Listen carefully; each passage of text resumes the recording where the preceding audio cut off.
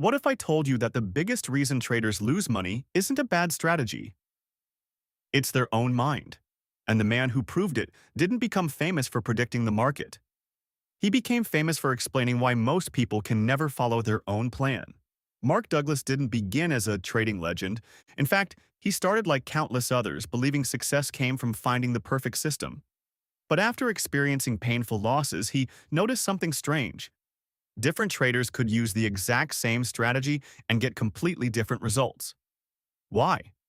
That question became an obsession, and the answer would change trading forever.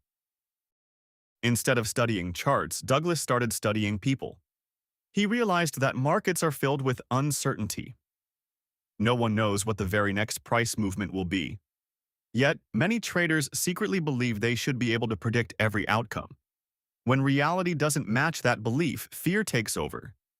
They close winning trades too early, hold losing trades too long, or abandon their rules at the worst possible moment.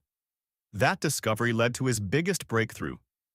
Douglas argued that consistent traders don't think they can control the market. They control themselves.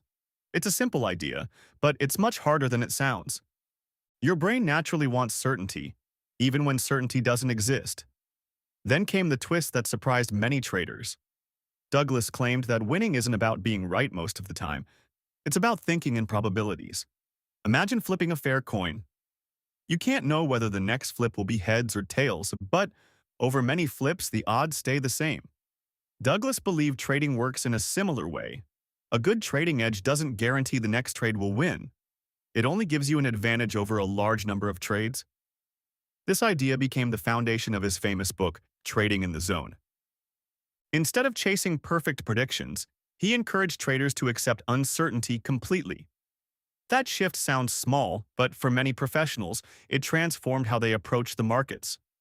They stopped treating every trade like a life or death decision and started treating each one as just another event in a long series.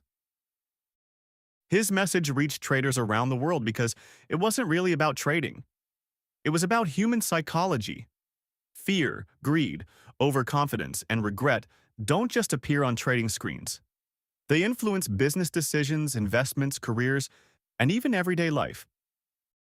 So what can we learn from Mark Douglas? First, accept that uncertainty is part of success, not the enemy of it. Second, judge yourself by how well you follow your process, not by one single result.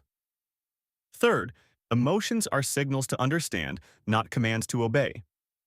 Finally, consistency comes from discipline, not from predicting the future. The greatest edge wasn't hidden in the market after all. It was hidden in the mind of the person placing the trade. If you enjoyed this story, like the video, subscribe for more powerful lessons on psychology and success, and tell us in the comments, what's one decision you've made where controlling your emotions would have changed the outcome?